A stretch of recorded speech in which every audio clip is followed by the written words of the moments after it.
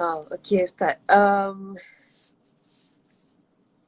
Seterusnya ni berkaitan tentang ramai juga yang tanya untuk mereka yang mak ayah dah meninggal, arwah ayah, arwah.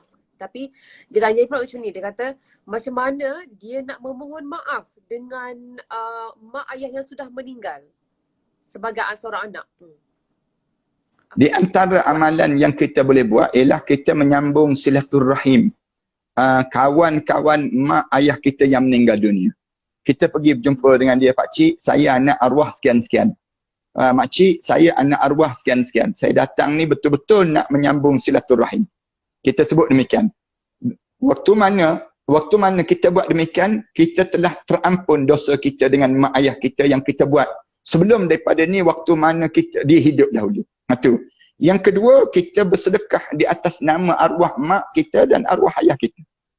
Ambil duit-duit kita kan. Kita, walaupun kita tak mampu nak balas jasa dia ni dengan duit-duit yang kita bagi ni, kita bagi, tapi kita impak, kita sebut, ya Allah, sampaikanlah pahala ini untuk arwah ibu saya, arwah ayah saya, ya Allah. Kita sebut demikian. Kita sebut demikian, Allah akan sampaikan pahala ini. Dua.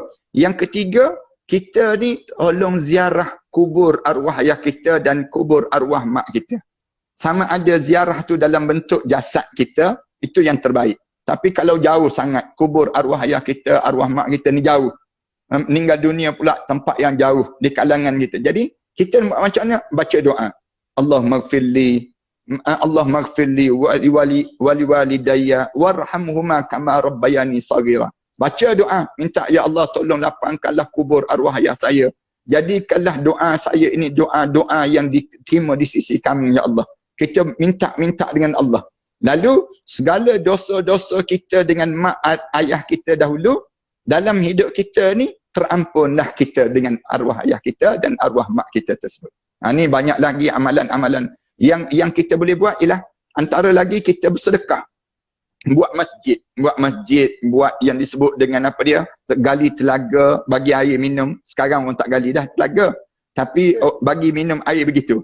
Bagi buat air dan sebagainya, bagi makanan pada orang susah. Semua diniatkan di atas nama arwah ayah kita, arwah mak kita. Pahala dosa kita dengan mereka dahulu terhapus insya-Allah. Dan doa-doa ni kita jangan tinggal untuk mereka. Ada satu peristiwa yang berlaku dalam kitab Tanbihul Ghafilin, dia cerita ada seorang hamba Allah, dia tertidur dekat sepohon pokok.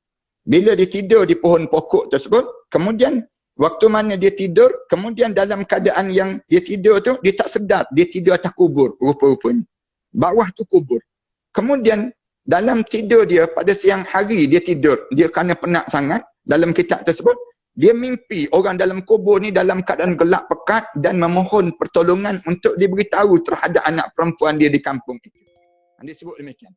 Lalu dalam mimpi itu bagi tahu, tolong bantulah aku dan sebagainya, bagi tahu pada anak. Lalu hamba Allah ni dia sedar daripada tidur dia pergi ke kampung tu, dia tanya pada penduduk kampung tersebut, ada tak orang sekian-sekian yang dia meninggal dunia, dia ada 4 orang anak perempuan.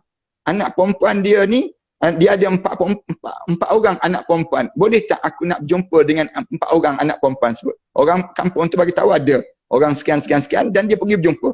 Bila dia berjumpa je, dia bagi tahu, aku tertidur di atas kubur arwah ayah kami. Kemudian aku mimpi. Kemudian dia bagi tahu. Lalu anak-anak dia ni terkejut. Anak-anak dia terkejut keadaan yang berlaku pada ayah dia ni. Anak perempuan ni mula baca doa. 4 orang tersebut baca doa. Ya Allah, jangan matikanlah aku di saat mana arwah ayah aku tidak berada dalam syurga kamu ya Allah. Matikanlah kami di saat mana arwah ayah kami sudah berada dalam syurga kami. Ampunkanlah dosa dia dan banyaklah disebut. Akhirnya Allah matikan 4 orang ni. 4 orang perempuan ini bila diwafatkan 4 orang sebut, lepas tersebut hamba Allah ni pergi tidur lagi. Dia pergi tidur lagi di atas kubur tersebut, dia mimpi lagi. Dengan hamba Allah tu dia melihat semua 5 orang berada dalam syurga Allah Subhanahu Wa Taala.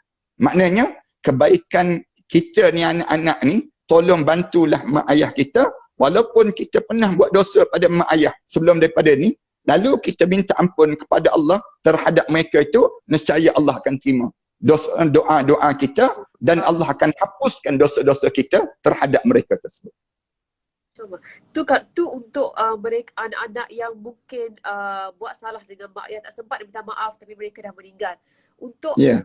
Untuk mereka anak-anak yatim atau anak yatim piatu di luar sana yang nak menjadi anak yang soleh kepada arwah mak dan ayah yang sudah meninggal. Nak jadi anak yang soleh pula ni. Macam mana? Antaranya saya nak sebutnya untuk menambahkan ilmu Al-Quran dan ilmu hadis Rasulullah sallallahu alaihi wasallam. Yang ni di antara amalan yang perlu ada di kalangan anak-anak ni. Biar mereka kalau boleh mereka menghafal Quran. Mereka menghafal, dapat banyak mana pun ayat-ayat Al-Quran yang dihafal tadi akan menjadi pelindung dan pembenteng untuk diri dia dan kedua ibu bapa dia. Kemudian dalam masa yang sama juga selain daripada menghafal Al-Quran Karim, dia mestilah bekerja untuk hidup ini untuk di jalan Allah. Bekerja bersungguh-sungguh untuk di jalan Allah. Dalam hidup dia, berjuang di jalan Allah. Dalam menggerakkan tubuh badan dia, menolong dan bantu agama Allah. Allah Subhanahu Wa Taala sebut dalam Quran, in tansurullah yansurukum wa yuthabbit aqdamakum. Kamu tolong agama Allah, Allah akan tolong kamu dan Allah akan tetapkan pendirian kamu. Jadi bila kita jadi anak kepada arwah ayah yang telah meninggal dunia, jadilah anak-anak yang soleh. Jangan jadi anak yang toleh. Anak yang toleh ni maknanya anak-anak yang menyakitkan hati, menyakitkan mak kita, arwah ayah kita dalam kubur tersebut. Yang ni yang menyebabkan mereka terseksa dengan amalan-amalan kita. Kita diajar supaya dalam hidup kita ni sentiasa kitanya buat amalan-amalan soleh. Supaya bukan sekadar kita je dapat manfaat, arwah mak kita, arwah ayah kita, arwah datuk-datuk kita ni jadi dalam keadaan yang semakin dekat dengan Allah. Kerana amalan kita ni menjadikan pembantu pada mereka untuk masuk dalam syurga Allah SWT. Termasuk menghafal Quran.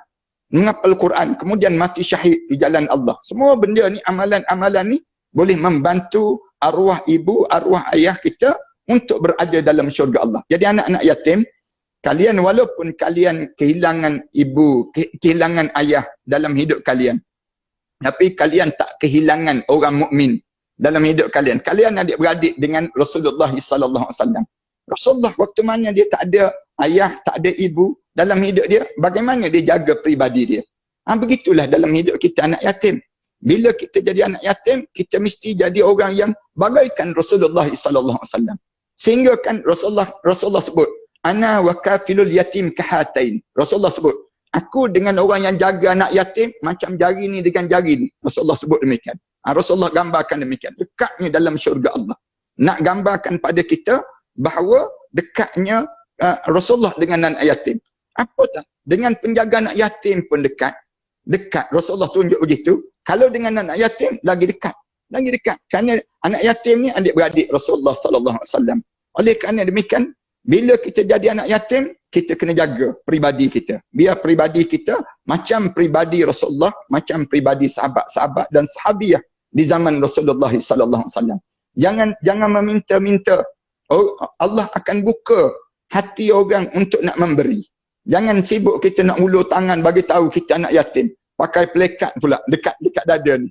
Sebut, saya anak yatim. Tak perlu. Kerana apa dia? Allah akan buka hati pada orang mukmin ini untuk menjaga anak-anak yatim tersebut. Wallahu a'lam. Tengok kita punya perkongsian sekarang ni. Jadi kita nak minta Ustaz doakan untuk kita semua yang menonton, untuk seluruh rakyat Malaysia, untuk bumi Allah ni sendiri. Satu doa yang istimewa dari Ustaz sendiri malam ni. Boleh insyaAllah. Bismillahirrahmanirrahim. Alhamdulillahirabbil alamin. Wassalatu wassalamu ala asyrafil anbiya'i wal mursalin wa ala alihi wa sahbihi ajma'in. Allahumma ighfir dhunubana wa liwalidina warhamhuma kama rabbayna shaghira wa li jami'il muslimina wal muslimat wal mu'minina wal mu'minat al ahya'i minhum wal amwat. Ya Allah, ya Tuhan kami, menghampiri kami di saat Ramadan yang indah ya Allah. Sayangnya kami masih lagi diancam dengan ancaman virus COVID-19 ini ya Allah. Kami pohon pada kamu ya Allah agar kamu ampunkan dosa-dosa dan segala kesilapan yang pernah kami lakukan sebelum daripada ini, Ya Allah. Ya Allah, ampunkan dosa besar kami dan dosa kecil kami, Ya Allah. Dosa sengaja dan dosa yang tidak sengaja, Ya Allah.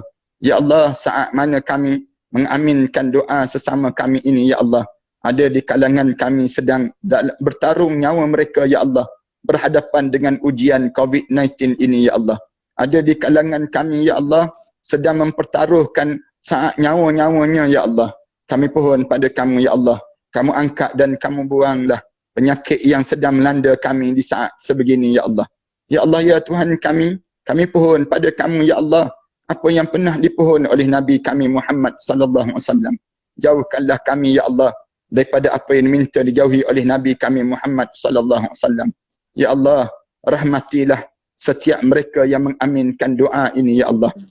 Jadikanlah di kalangan kami hamba-hamba kamu yang saleh, Ya Allah. Izinkan bibir kami menyebut La ilaha illallah Muhammadur Rasulullah di akhir perjalanan hidup kami nanti, Ya Allah. Tatkala mana terbujur kaku jenazah kami nanti, Ya Allah, kamu ampunkanlah dosa kami, Ya Allah.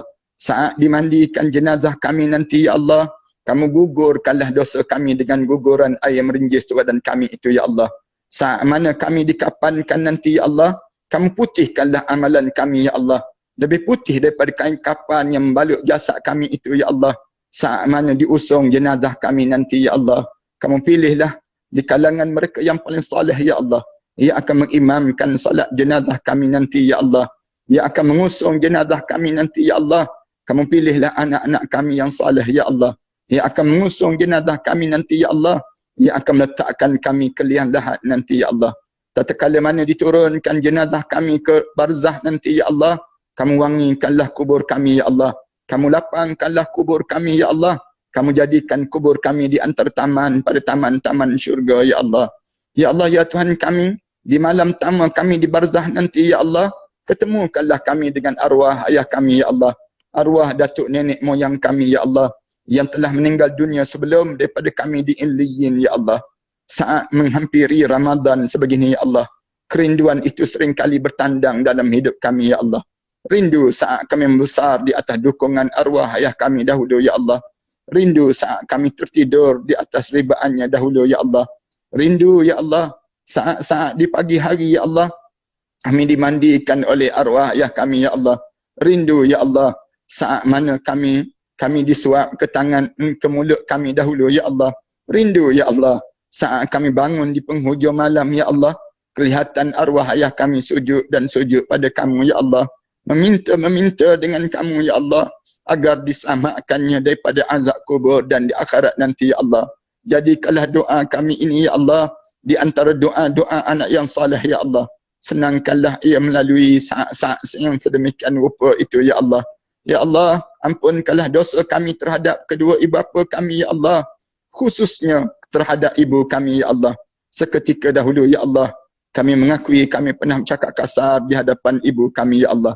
Kami pernah menengking kata-kata ibu kami, Ya Allah. Kami pernah meninggikan suara di hadapan ibu kami, Ya Allah.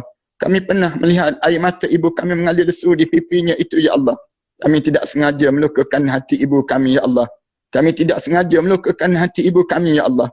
Ya Allah, kerana dosa-dosa itukah pula, Ya Allah, ia menyebabkan kehidupan kami menjadi sebegini, Ya Allah. Kerana dosa-dosa itukah pula, Ya Allah, ia menyebabkan kamu berpaling daripada rahmat kamu untuk kami, Ya Allah. Kerana dosa-dosa itukah pula, Ya Allah, ia menyebabkan hati kami menjadi keras, Ya Allah. Ya Allah, seburuk mana pun kami ini, Ya Allah, sejijik mana pun kami ini, Ya Allah, sejahat mana pun kami ini, Ya Allah, segunung mana pun dosa yang pernah kami lakukan di dunia ini, Ya Allah, pandanglah kami dengan pandangan rahmat kamu, Ya Allah. Pada siapa lagi kami mampu mengadu doa ini, Ya Allah? Jadi kepada kamulah yang maha mendengar doa ini, Ya Allah. Ya Allah, izinkan kami bangkit di akhirat nanti bersama dengan para nabi dan para awliya salihin, Ya Allah. Di saat mana melayangnya suratan amalan manusia nanti, Ya Allah, kami menerima suratan amalan sebelah tangan kanan, Ya Allah. Ya Allah, senangkanlah kami melalui titian sirat, Ya Allah. Izinkan kami bersimpuh di sisi Nabi kami Muhammad sallallahu alaihi wasallam sambil mencium jari jemarinya, Ya Allah. Mengucup dahinya, Ya Allah. Memeluk tubuh badan yang indah itu, Ya Allah. Ya Rabbana lakal hamdu kama yanbaghi li jalali wajhika wa 'azimi sultanik. Rabbana 'alaika tawakkalna wa ilaika anabna wa ilaikal masir. Rabbana ij'alna muqimas salah wa min dhurriyyatina Rabbana wa taqabbal du'a. Rabbana atina fid dunya hasanah wa fil akhirati hasanah wa qina 'adzaban nar. Sallallahu ala Muhammad wa ala alihi wa sahbihi wasallam. Walhamdulillahirabbil alamin. Terima kasih Ustaz. Terima kasih banyak-banyak. Ya, sama-sama. Mungkin kata-kata akhir Ustaz untuk semua yang menonton, hampir 14,000 orang nak tengok Ustaz doa tadi. Alhamdulillah. Saya harap supaya kita semua dapat masuk dalam syurga Allah. Semua yang menonton pada malam ni di kalangan ahli syurga Allah. Saya di antara perkara yang saya nak sangat, kita berusahalah sesama kita. Bukan berusaha untuk nak hidup di dunia, tetapi berusahalah untuk hidup di akhirat. Untuk hidup di akhirat ni tak ramai orang yang berusaha. Maka kitalah yang menjadi abnaul akhirah. Orang-orang yang hidup untuk akhirat Allah.